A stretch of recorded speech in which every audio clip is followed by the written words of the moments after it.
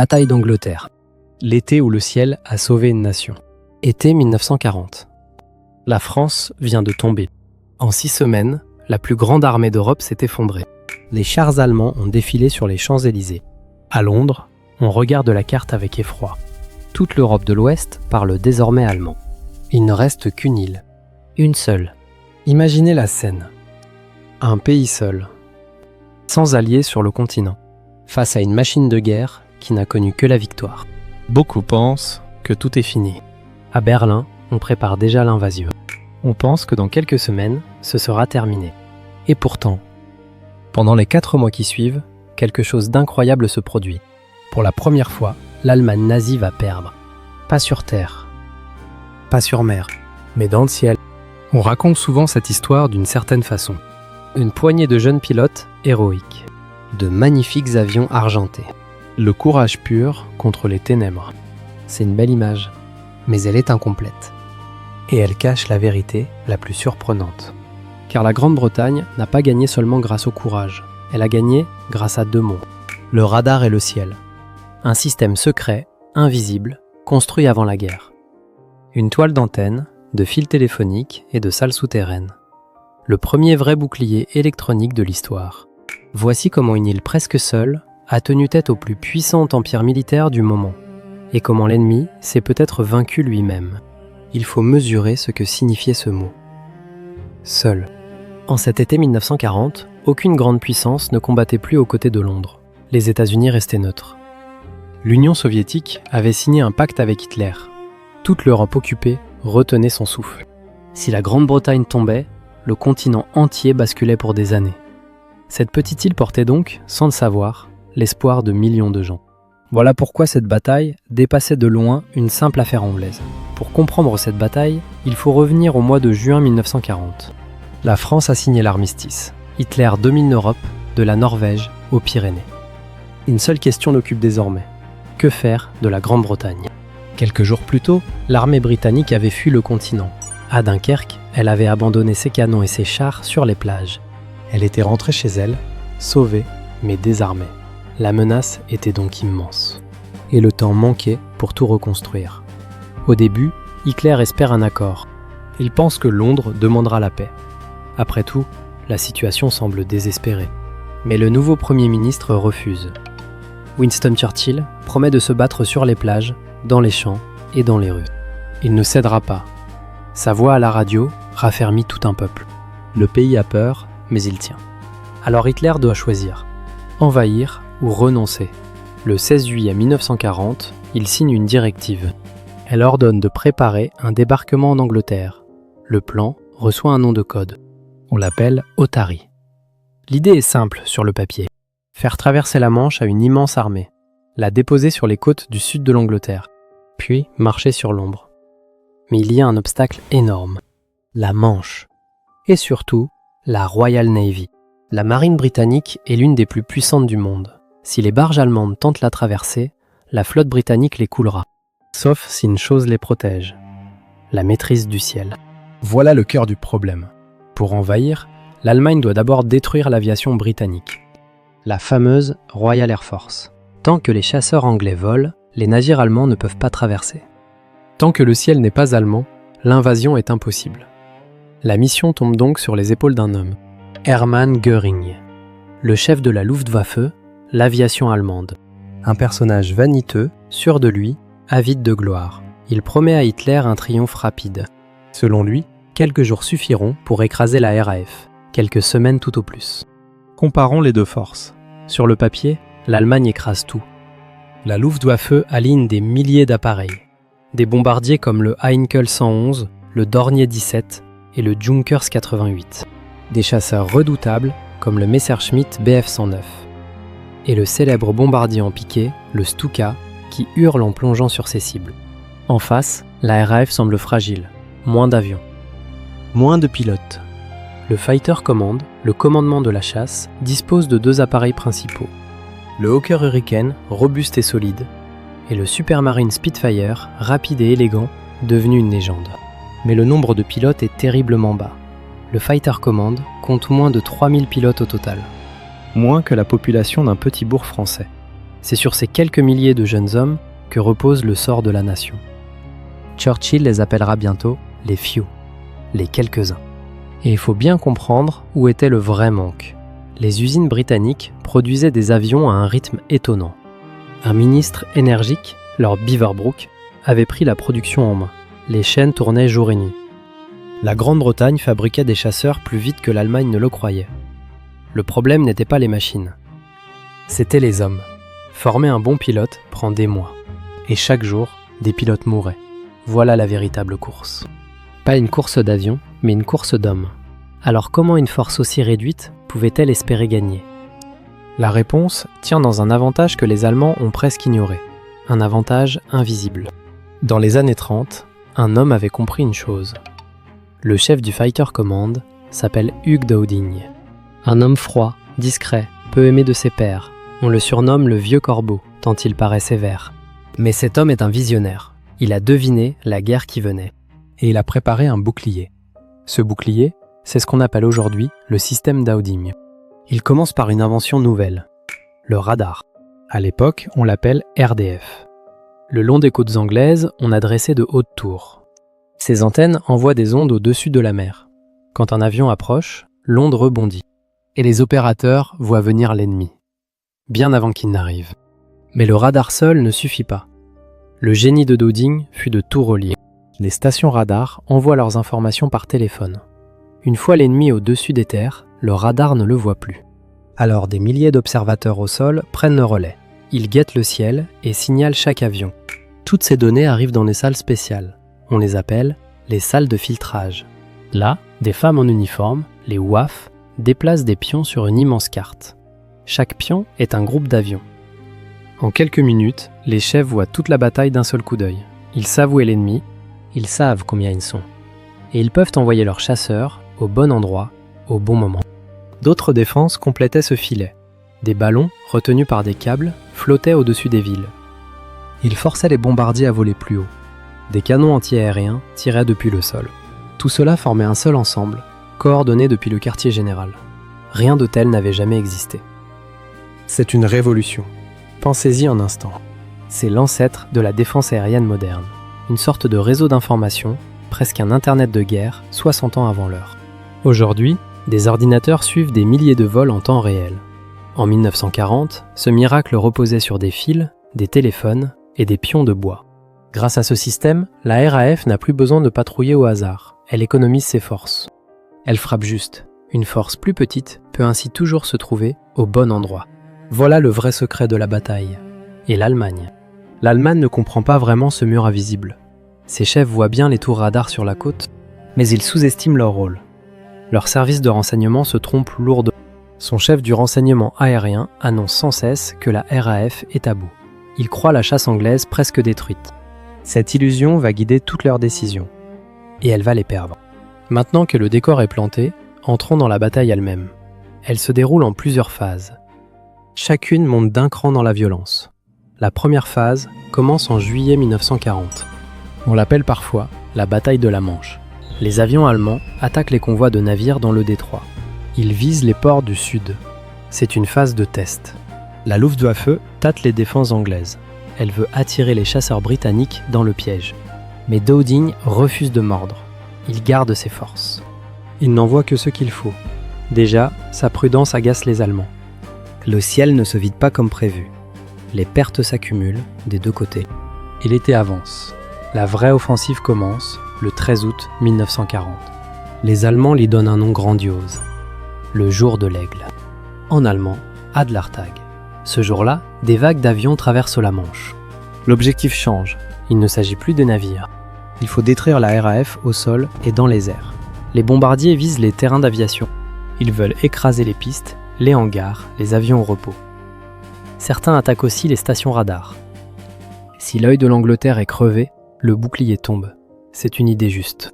Mais les Allemands ne la poursuivent pas assez. Pourquoi abandonnent-ils si vite les tours radars ? Parce que les antennes sont difficiles à détruire. Ce sont de simples structures d'acier. Les bombes passent souvent entre les poutres. Et les Britanniques réparent en quelques heures. Découragés, les Allemands jugent ces attaques inutiles. Ils tournent leur regard ailleurs. C'est une erreur immense. L'œil de l'Angleterre reste ouvert. Dans ces journées d'août, le ciel du sud de l'Angleterre devient un chaudron. Voici à quoi ressemble un combat. Le radar détecte une vague ennemie au-dessus de Calais. L'alerte sonne sur un terrain anglais. Les pilotes courent vers leur Spitfire.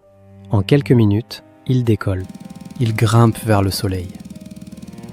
Puis ils plongent sur les bombardiers. La RAF avait d'ailleurs une tactique simple et efficace. Les Hurricanes, plus lourds, attaquaient les bombardiers. Les Spitfire, plus rapides, montaient contre les chasseurs ennemis. Ainsi, chacun jouait son rôle. Un combat aérien durait à peine quelques minutes. Mais c'était des minutes folles. Les avions tournaient, plongeaient, se croisaient à grande vitesse. Le ciel se remplissait de traînées blanches. Un pilote pouvait perdre de vue l'ennemi en 1 seconde, puis le retrouver dans son dos, prêt à tirer. Plaçons-nous un instant dans le cockpit. Un jeune pilote britannique a 20 ans à peine. Il a parfois moins de 10 heures de vol sur Spitfire. Il décolle 4 ou 5 fois par jour. Il dort tout habillé, prêt à bondir. Ses mains tremblent de fatigue. Autour de lui, ses amis tombent un par un. Mais il repart, encore et encore.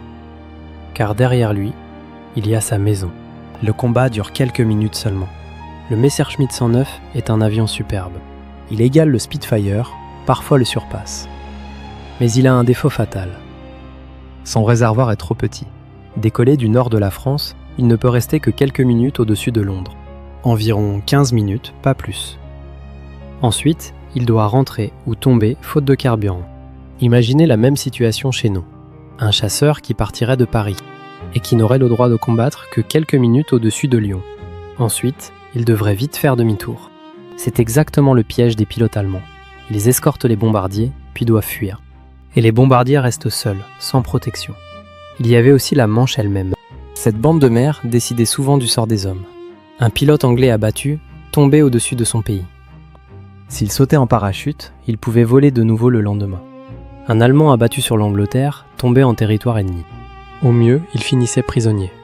Et beaucoup, des deux côtés, tombaient dans l'eau froide. La mer engloutissait les imprudents. Chaque camp envoyait des bateaux chercher ses pilotes. Mais la Manche restait un cimetière silencieux. Songeons aussi à l'épreuve des équipages de bombardiers allemands. Leur appareil était lourd et lent. Il avançait droit, en formation serrée. Quand les chasseurs anglais fondaient sur eux, ils ne pouvaient pas fuir.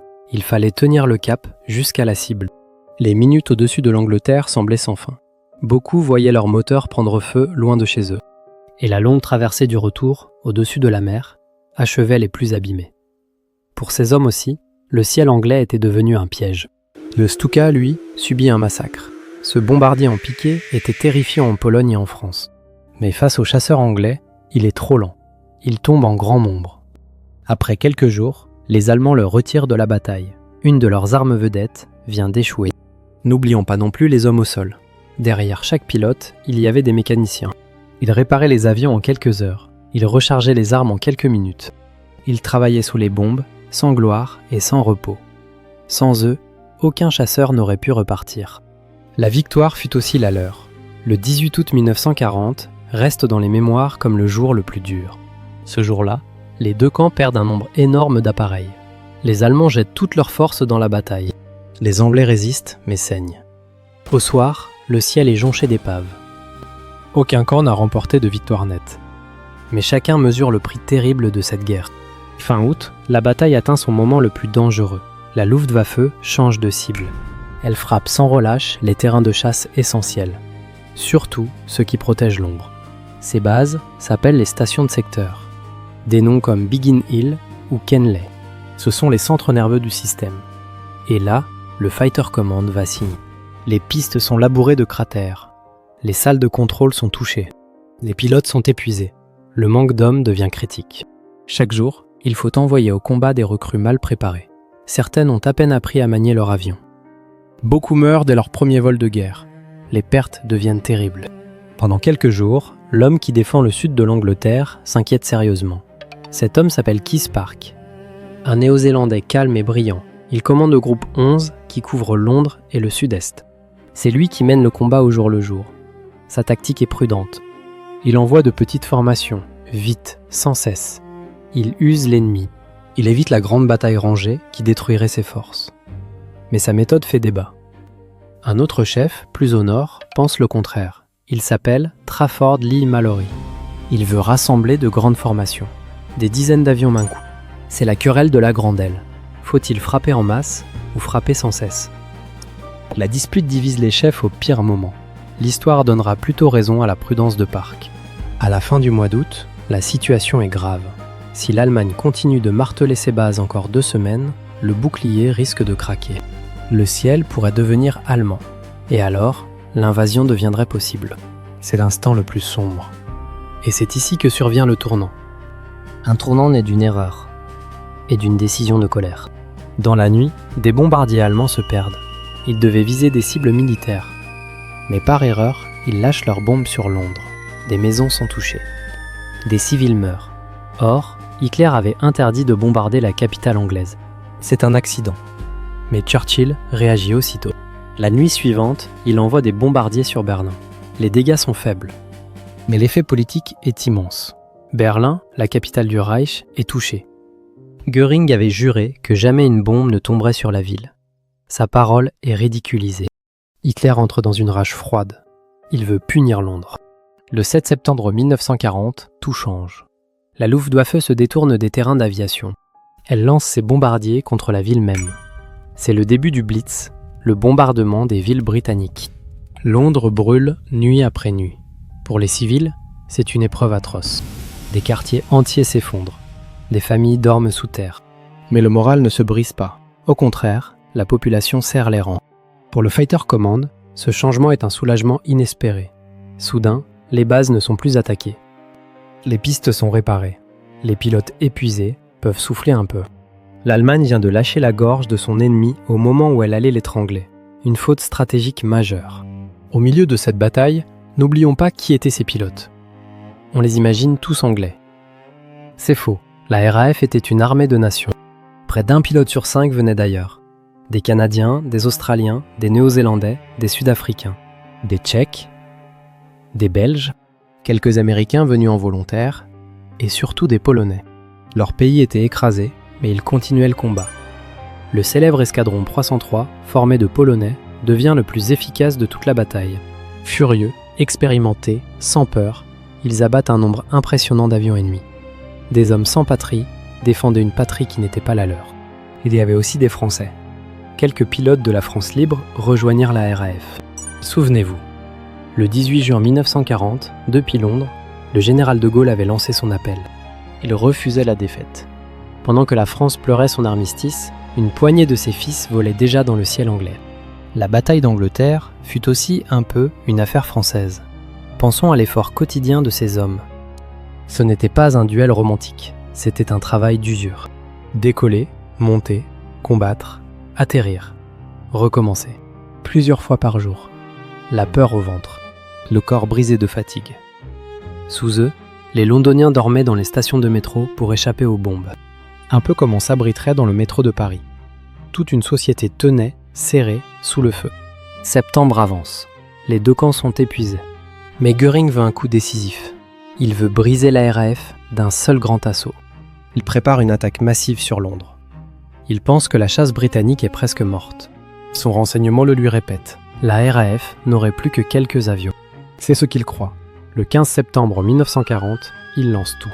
Ce jour deviendra le symbole de la bataille. En France comme ailleurs, on le retient comme la journée décisive. Ce matin-là, le radar s'allume. Les opérateurs voient arriver une marée. Des centaines d'avions allemands franchissent la Manche. Ils visent Londres en plein jour. Göring est sûr de lui. Il croit le ciel anglais presque vide. Mais le système Dowding fonctionne à plein. Kispark lance ses escadrons les uns après les autres. Cette fois, il les rassemble aussi en plus grand nombre. Les Allemands s'attendaient à un ciel désert. Ils trouvent un mur de Spitfire et de Hurricane. Vague après vague, les chasseurs britanniques surgissent. Pour les équipages allemands, c'est un choc terrible. On leur avait promis une RAF agonisante. Or, les chasseurs ennemis semblent partout. Mettons-nous à la place d'un mitrailleur allemand enfermé dans son bombardier. Il voit ses camarades tomber en flammes. Il comprend, soudain, qu'on lui a menti. L'aviation anglaise est bien vivante et furieuse. À la tombée du jour, le bilan est clair. Les Allemands ont perdu beaucoup d'avions. À l'époque, les Britanniques annoncent un chiffre énorme, plus de 180 appareils. Les historiens estiment aujourd'hui le nombre réel autour de 60. Mais peu importe le chiffre exact, le sens est limpide. La grande attaque a échoué. La RAF n'était pas morte. Elle était plus forte que jamais. Cette journée brise le moral allemand. Göring avait promis la victoire et il a été démenti devant tous. La maîtrise du ciel reste anglaise. Or, sans le ciel, pas d'invasion. 2 jours plus tard, le 17 septembre 1940, Hitler tire la conclusion. Il ajourne l'opération Otari indéfiniment. Officiellement, c'est un simple report. En réalité, l'invasion de l'Angleterre n'aura jamais lieu. Les barges rassemblées dans les ports français commencent à se disperser. Le rêve d'une invasion s'éteint. La bataille ne s'arrête pas net. Les combats continuent en octobre. Le Blitz, lui, durera tout l'hiver et frappera de nombreuses villes. Mais le verdict est rendu. On retient en général la fin du mois d'octobre 1940 comme la fin de la bataille. Pour la première fois, l'Allemagne nazie avait visé un but et avait échoué. Quel fut le prix de cette victoire ? Il fut lourd. Du côté britannique, plusieurs centaines de pilotes de chasse périrent. En comptant tous les équipages, les morts se comptent par milliers. Du côté allemand, les pertes furent encore plus lourdes, en hommes et en appareils. Les chiffres exacts restent discutés par les historiens. Chaque camp avait tendance à gonfler les pertes de l'autre, mais l'ordre de grandeur est clair. Des milliers de jeunes hommes ne revinrent jamais. Le 20 août 1940, en plein cœur de la bataille, Churchill avait prononcé une phrase célèbre. Devant le Parlement, il avait rendu hommage aux pilotes. Il avait dit une chose simple. Jamais autant de gens n'avaient dû autant à si peu d'hommes. C'est de là que vient leur nom. Les few, les quelques-uns. Une poignée de pilotes à qui une nation entière devait son salut. Que faut-il retenir de tout cela ? D'abord, la signification immense de cette victoire. C'était la première défaite de l'Allemagne nazie. Depuis 1939, Hitler n'avait connu que des triomphes. La Pologne, la Norvège, la Belgique, la France. Soudain, la machine s'arrêtait. Le mythe de l'invincibilité allemande se fissurait. Le monde entier le remarqua. Et de l'autre côté de l'Atlantique, les États-Unis comprirent que la Grande-Bretagne pouvait tenir. Ensuite, la Grande-Bretagne survivait. Et tant qu'elle tenait, la guerre n'était pas perdue. L'île devenait une forteresse. Plus tard, elle servirait de base immense. C'est de là que partiraient les bombardiers vers l'Allemagne. C'est de là que partirait, en 1944, le débarquement de Normandie. Sans la victoire de 1940, pas de libération en 1944. Le ciel de l'été avait gardé la porte ouverte. Souvenons-nous aussi de la leçon cachée. La bataille d'Angleterre ne fut pas seulement une affaire de courage. Elle fut une affaire d'organisation et d'intelligence. Le radar, les fils téléphoniques, les salles de contrôle. Le premier système de défense aérienne intégré au monde. Toute la guerre aérienne moderne en descend. Le vrai héros de cette bataille était peut-être invisible. Il faut aussi rendre justice à ceux qu'on a longtemps oubliés. Les pilotes polonais et tchèques furent parmi les plus efficaces. Pourtant, à la fin de la guerre, ils furent peu remerciés. Beaucoup ne purent jamais rentrer chez eux. Aujourd'hui encore, des monuments rappellent leurs sacrifices. Et le souvenir des few reste vivant en Grande-Bretagne. Chaque année, on honore ces jeunes hommes tombés dans le ciel de 1940. Et pour nous, en France, cette histoire résonne d'une façon particulière. En 1940, 2 destins se sont croisés. La France était tombée en 6 semaines. La Grande-Bretagne, presque seule, avait tenu dans le ciel. La même année, le même ennemi, 2 issues opposées. Mais dans ce ciel anglais, volaient aussi des Français libres. Et l'appel du 18 juin promettait déjà que tout n'était pas perdu. L'été 1940 nous rappelle une vérité simple. Parfois, le sort d'un continent tient à peu de choses.